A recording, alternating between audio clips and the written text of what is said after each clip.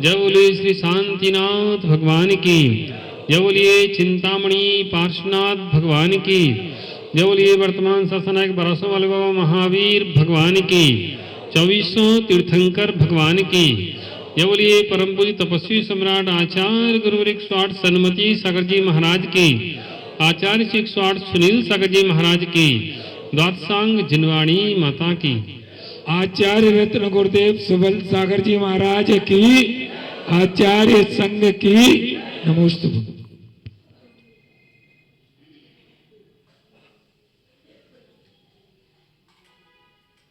मन पवित्र है तो वचन पवित्र हो जाते हैं, और जब मन और वचन पवित्र होते हैं तो काया भी पवित्र हो जाती है। मन के पवित्र होने से संसार तुम्हारी दृष्टि में पवित्र होने लगता है, और मन में दूषण आने से संसार में दूषण दिखाई देने लगते हैं। आंखों पर चश्मा पीला पहनने से दुनिया पीली दिखाई देती है, और आंखों पर सफेद चश्मा साफ धवल चश्मा पहनने से दुनिया रंग बिरंगी जैसी होती है वैसी दिखाई देती है। रंगीन चश्मे तुम्हारी दृष्टि को साफ नहीं कर सकते हैं। रंगीन चश्मे तुम्हें वास्तविकता नहीं दिखा सकते हैं। इन चश्मों को उतार करके जो व्यक्ति धवल वर्ण से केवल साफ दिखता है, निर्मलता दिखता है, उसको निर्मलता दिखाई देती है। देखने की दृष्टि निर्मल हो जाए तो संसार निर्मल दिखाई देने लगे। देखने की दृष्टि दूषित हो जाए तो दुनिया में दोष दिखाई देने लगे। एक गधा भी गुणवान होता है, एक गधा भी गुणवान होता है। जहां उसकी उपयोगिता वहां उसका गुण हमें दिखाई देता है। एक आदमी भी गधे से बदतर हो जाता है अगर आदमी जैसे काम नहीं करता है तो, या उसके वह गुण देखे जाए वह दोष देखे जाए तो। दृष्टि जब निर्मल होती है तो निर्मलता दिखने लगती है। बस हमें कुछ नहीं करना, दृष्टि को निर्मल करना है। जो व्यक्ति सबको अपना मानने लगता है उसको अपने आप अपनत्व आ जाता है। जो व्यक्ति दूसरा मानने लगता है उसको पराया दिखने लगता है। समझना बहुत बड़ा सूत्र है। वह मां उस बेटे को अपना मानती है तो वह बेटा बगल में लघु शंका भी कर देता है, तब भी मां को कष्ट नहीं होता, पीड़ा नहीं होती है। और जब पराया बेटा आकर के लघु शंका कर देता है तो वह मां मानी रहती है। भले ही दो मां है लेकिन वह मां उसकी मां नहीं है, वह पराया बेटा है। ऐसे संसार में हर व्यक्ति को जब हम अपनी दृष्टि से देखते कि मेरा है तो दोष गौण हो जाते हैं, गुण दिखने लगते हैं। और जब हम पराया देखते हैं तो वह दोष दिखते हैं, गुण नहीं दिखते हैं। इस संसार को जब भी देखो तो अपने की दृष्टि से देखो तो तुम्हें गुण दिखेंगे, तुम्हें आनंद आएगा, तुम्हारे अंदर विशुद्धि बढ़ेगी, तुम्हारे अंदर आनंद की लहर दौड़ेगी। और हम जब गलत परिणामों से देखेंगे तब गलत ही वस्तु हमें दिखने लगेगी। प्यारे बंधुओं, बहुत कठिन होता है मन को निर्मल करना, क्योंकि संसार में मन को दूषित करने वाले लोग बहुत हैं। तुम जितना मन निर्मल करना चाहो उतने ही लोग, उससे ज्यादा लोग तुम्हारे मन को दूषित करने के लिए बैठे हैं। अगर तुम अच्छा सोचते हो, तुम अच्छा सोच नहीं पाओगे, उससे पहले बुरा विचार देने वाले लोग तुम्हें आ जाएंगे और तुम्हें बुरे विचार दे जाएंगे, और तुम उन बुरे विचारों से, ख्यालों में डूब जाओगे, तो बुरे विचारों से, बुरे संस्कारों से तुम चले जाओगे। कोई तुमसे क्या कह रहा है ये महत्वशाली नहीं है। महत्वशाली ये है कि जिसने हमसे कहा है वह हमारी आत्मा के लिए, हमारी निर्मलता के लिए कितना उपयोगी है।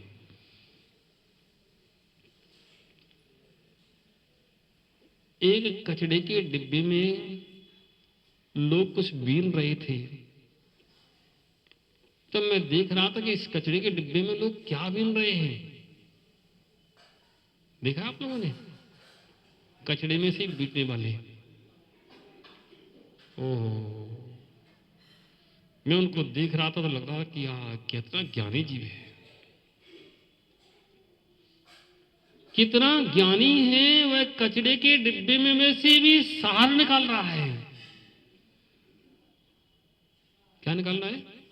सार। ओह, प्लास्टिक की बोतल मिल गई, डिब्बी मिल गई, कुछ भी मिल गया, लोहा लंगड़ मिल गया, कुछ भी मिल गया, उसने सार निकाल लिया और बाजार में बेच करके द्रव्य इकट्ठा कर लिया, सोना बना लिया उसका।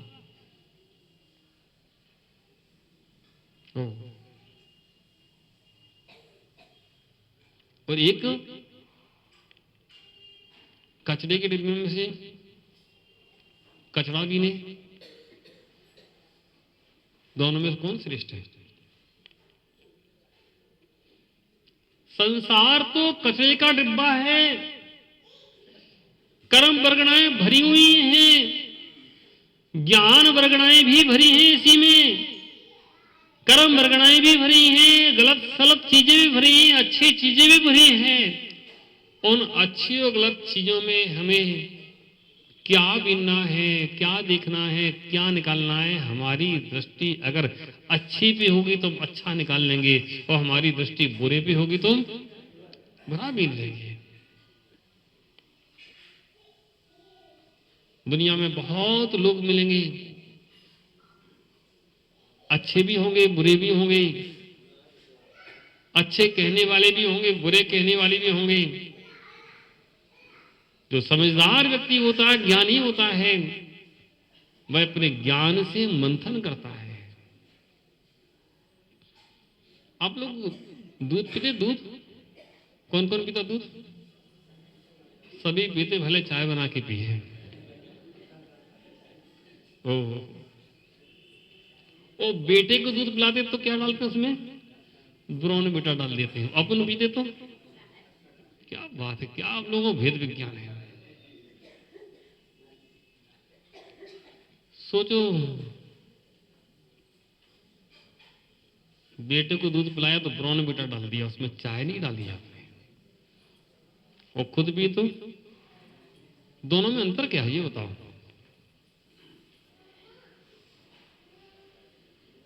ब्रोनविटा में वो चाय में अंतर क्या है? कौन बताएगा? बताओ। चाय तुम्हें एनर्जी देती है, बेटा को ब्रोनविटा एनर्जी देता है। अब नसेलचियों के बीच में बैठेंगे तो क्या मिलेगा? नसेलची क्या बीनेगा? लेकिन ये अच्छा है, कम से कम इतना तो ज्ञान है, बेटे को ब्रोनविटा देना चाहिए।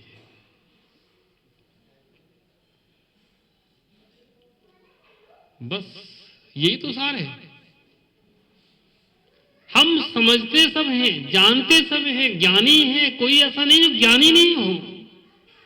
सब समझते हैं क्या अच्छा है क्या बुरा है, लेकिन फिर भी बुरे को ग्रहण करने की आदत क्यों पड़ी है?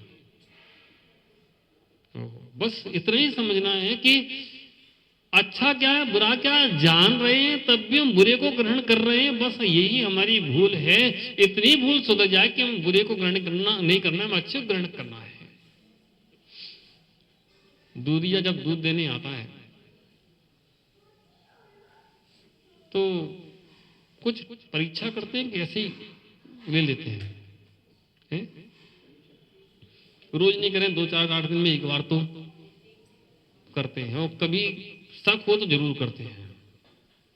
जैसे उसने डाला दूध आपकी पतीली में, तो आपने देखा आज पतला पतला दिख रहा है, तो उस समय पूछे ना पूछे, लेकिन एक बार घर में अंदर ले जा करके और उसका मावा बना करके देख लेते कि इसमें 1 किलो दूध में कितना मावा बना। ओह, क्या आपकी दृष्टि है।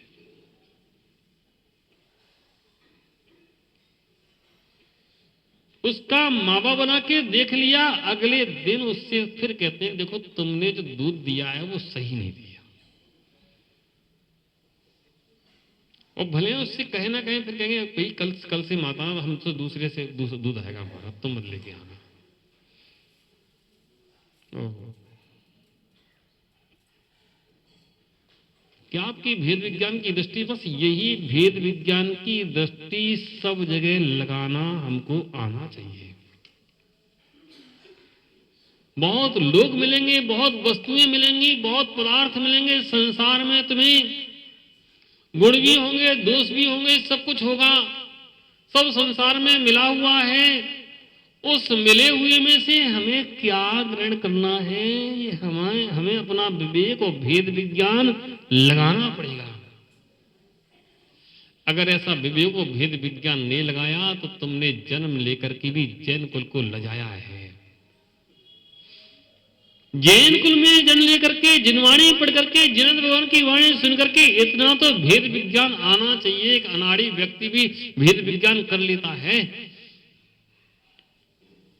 ऐसे ही लोगों में भेद विज्ञान आना चाहिए। कौन व्यक्ति हमारे लिए उपयोगी है, कितने अच्छे शब्दों को बोलने वाला है, कौन व्यक्ति हमारे लिए अनुपयोगी है, अशुभ शब्द बोलने वाला है। और कोई अशुभ शब्द बोलने वाला भी है तो उसके सुन लो, सुनने के बाद अशुभ शब्दों को अंदर मत ले जाओ, उनको बाहर के बाहर ही छोड़ दो। अपने डिब्बे में कभी कचरा मत भरना, अपने डिब्बे में कभी कचरा मत भरना। तुम दूध लेने जा रहे हो और तुम्हारे घर के किसी सदस्य ने कहा दूध बाहर दूधिया खड़ा, तुम डब्बा लेके जा रहे हो, तो ये कूड़ा इसमें रख लो डिब्बे में, ये बाहर फेंक देना, दूध लेके आना। करोगे क्या है? क्यों? वो बाहर फेंक देना, दूध ले आना उसमें।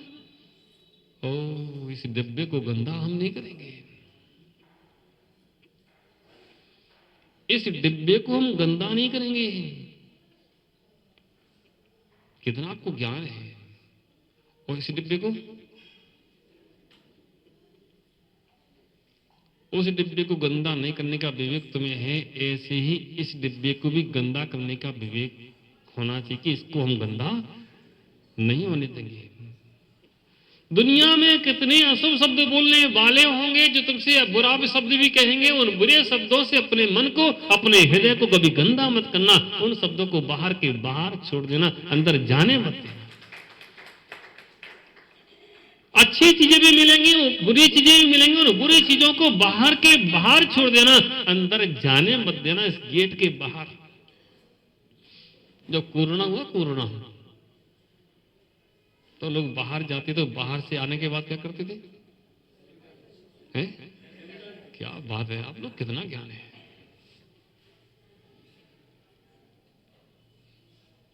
एक कपड़े भी बाहर के बाहर ही कर दो, कुछ इसके साथ आ ना जाए, इसके साथ कुछ आ ना जाए, इसके साथ कुछ आ गया तो हमारे जीवन के लिए आफत आ जाएगी। ओहो प्यार बंधुओं, वैसे हमारे जीवन के लिए आफत ना आ पाए, हमारे पर्व ना बिगड़ पाए, हमारा ये वो भी वो सुंदर बने, वो पर्व भी सुंदर बने। जितनी चीजें गलत हैं, उन गलत चीजों को अपने दिमाग को, मस्तिष्क को, हृदय में जाने के लिए रास्ता देना ही नहीं, बाहर ही साफ कर देना। कोई तुम्हारे सामने बैठ करके निंदा के शब्द कहे, चुगली के शब्द कहे, बुरे शब्द कहे, उन शब्दों को बाहर ही छोड़ देना। एक दो बार देखना, और ज्यादा करे तो कहना भाई तुम कल से ऐसे शब्द मुझसे मत बोलना, और बोलना हो तो मेरे पास मत बैठना। क्योंकि ये शब्द तुम्हारे कहीं ना कहीं हमारे अंदर विष घोलते हैं। राग को बढ़ाने वाले, द्वेष को बढ़ाने वाले शब्द कभी सुनना मत। ईर्षा पैदा करने वाले, मान बढ़ाने वाले, लोभ बढ़ाने वाले शब्द कभी सुनना मत। उन शब्दों को बाहर के बाहर छोड़ देना। इन वीतराग शासन के, वीतराग भगवान के सामने बैठ करके जिनवाणी सुनने के बाद भी अगर हमारे अंदर इतना विवेक जागृत नहीं हुआ तो हमने क्या जिनवाणी सुनी। हम लोग तो बहुत छोटे हैं, हमसे पहले तो बहुत सारे बड़े बड़े आचार्य आपको समझा चुके हैं। आए कि नहीं आए? आचार्य विराग सागर जी ने 8 चतुर्मास किए कुंड में। कितने चतुर्मास किए पता आपको? कितने? 8। एक इसी मंदिर में हुआ था।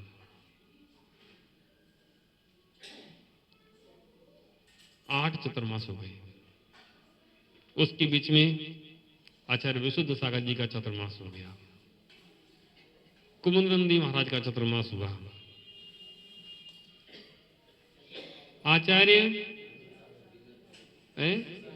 विनम्र सागर का चतुर्मास हुआ, पुष्पन सागर का चतुर्मास हुआ, विनिश्चय सागर का चतुर्मास हुआ, विमर्श सागर का चतुर्मास हुआ, विवाह श्री माता जी का चतुर्मास हुआ,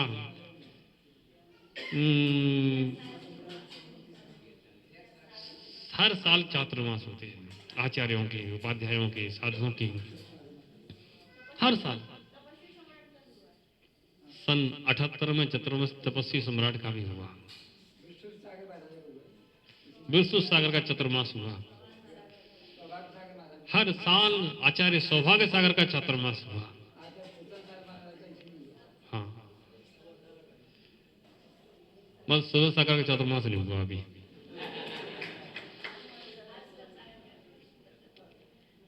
इतने आचार्यों ने समझाया, वो आप लोग कहते महाराज आपका काम समझाना, हमारा काम समझना है, आपका सुनाना, हमारा काम सुनना है, आप सुनाए जाओ।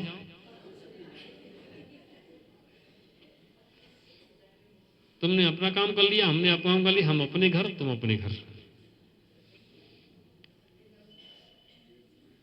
जब तक दृष्टि में, हमारे ज्ञान में परिवर्तन नहीं आएगा, हमारे अंदर सोचने की शक्ति पैदा नहीं होगी, हमारे अंदर विचार चिंतन शक्ति पैदा नहीं होगी, तो आचार्य तो आते जाएंगे, चले जाएंगे, आएंगे, चले जाएंगे, और तुम खाली की खाली रह जाओगे, तुम्हें कुछ नहीं मिलेगा।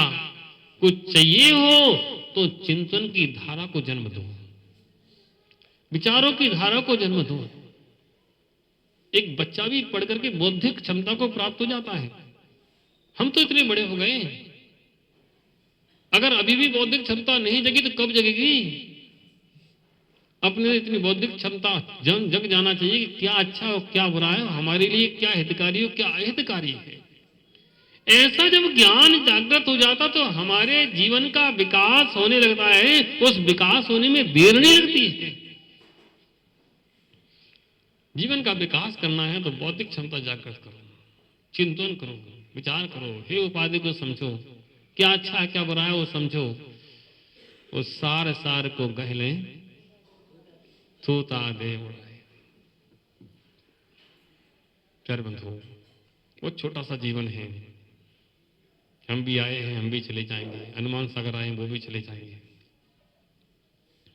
छोटा सा जीवन है, समझाते समझाते काम नहीं चलेगा। अब समझदार बनने का समय है। बांसों के सहारे कब तक चलोगे? इन बैसाखियों के सहारे चलने वाले कब तक बैसाखी लगाए रखेंगे? डॉक्टर ने अगर प्लास्टर चढ़ा दिया है तो प्लास्टर ही तुम्हारा जीवन का आधार नहीं है, वह तो सहारा दिया गया है। ऐसे ही आचार्य उपाध्याय समझाते हैं, मार्ग बताते हैं। उस मार्ग पर चलने के लिए विवेक तो अपना जागृत हमें करना ही पड़ेगा। तुमने मंदिर बनवाया, मकान बनवाया, बांस की बल्ली खड़ी की और महीने दिन 15 दिन बाद उसको हटा देते हो और फिर मकान खड़ा मजबूत हो जाता है। ऐसे ही अपने जीवन में हम कब तक बांस बल्ली खड़ी करे रहेंगे? अपने जीवन की बौद्धिक क्षमता को हम लोग इतना जागृत करना है कि बांस बल्लियों का सहारा ना लेना पड़े। हम स्वयं इतने सक्षम हो जाएं कि अपने विवेक और ज्ञान से जान सकें कि क्या हमारे लिए अच्छा और क्या बुरा है। अपने जीवन में इतना विवेक रख लो कि बुरे शब्द आए तो इन कानों से निकाल देना और अच्छे शब्द आए तो इन कानों में ले जाना। निंदा ग्रह के शब्द हो तो बाहर छोड़ देना और जो तुम्हारे जीवन के हितकारी शब्द हो उनको अपने जीवन में उतार लेना, तो तुम्हारे जीवन की उन्नति अपने आप हो जाएगी। हम लोग देखते तो बड़ा आश्चर्य लगता है कि आज से 16 साल पहले जब छोड़ के गए थे तब भी वैसे ही थे। उसके बाद 9 साल पहले जब आए थे तब भी वैसे ही थे, आज भी वैसे ही है कि तुम सुनाओ, हम सुन रहे हो। तो हम घर गए, रोटी बनाई, खाया पिया और फिर आ गए, फिर बैठे मंदिर में, फिर चले गए। क्या बड़ा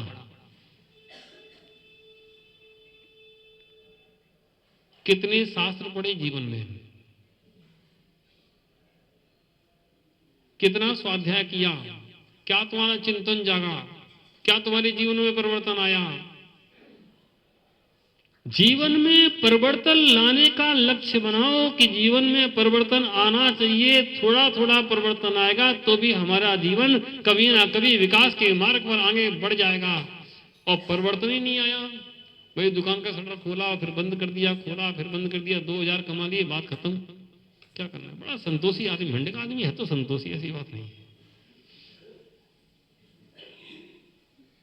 खाने पीने को मिलेगा, घर की दुकान, घर का मकान, करना क्या है? पर ये मकान तुम्हारे घर का नहीं है। वो मकान घर का हो सकता है लेकिन ये मकान तुम्हारे घर का नहीं है, ये तो भाड़े का है। इसका भाड़ा तो पहले चुका के आए, या तो नहीं बाद में देना पड़ेगा, वो भी नहीं है। इसका रेंट तो हमने पहले ही दे दिया है, तब ये मिला है। रेंट देने के बाद ये मिला है और इसका समय सीमा है और समय सीमा के अंदर इसकी वैलिडिटी की बात, तुम मंदिर के मकान पर, दुकान पर कब्जा कर सकते हो, इस पर कब्जा नहीं कर सकते हो। इसकी वैलिडिटी तो समाप्त, तो बस कोई रोकने वाला नहीं है। मणि मंत्र तंत्र मोरे बहु होई, मरते ना बचावे कोई नहीं बचाएगा। इसकी वैलिडिटी समाप्त ना हो पाए, इसकी समय सीमा समाप्त ना हो पाए, उसकी समय सीमा के अंदर हम अपने आप को जागृत कर लें। अगर अपने आप को जागृत कर पाया तो ही कुछ प्राप्त कर पाया। लेकिन हैं बुद्धिमान लोग भी हैं जिन्होंने बढ़े हैं। हमारे रमेश चंद्र जी गढ़ा वाले देखो, परिवर्तन किया जीवन का, व्रत लिए, नियम लिए, संयम लिए, अपने जीवन को बढ़ाया, पूजा ध्यान ज्ञान स्वाध्याय में अपने जीवन को लगाया। और भी लोग हैं, ऐसा नहीं है। प्यारे बंधुओं, जितना हमने अपना जीवन परिवर्तन किया है, कुछ कमाया है, बस यही साथ जाएगा और कुछ भी साथ जाने वाला नहीं है। मनोरमा मौसी बैठी हैं, हमें ना मौसी बोलते हैं। मौसी है कि नहीं? मुस्कुराओ मत, बता दो है कि नहीं। मुझसे बोलती थी कि महाराज मेरे बेटे को सुधार दो, मंदिर जाया करे। मंदिर जाया करे? बेटा मंदिर जाता है? बेटा क्या मंदिर जाते हैं महाराज, कभी जाते हैं। कहाँ है फिर बेटा? है कि नहीं? आया तो था, कहाँ गया हूँ?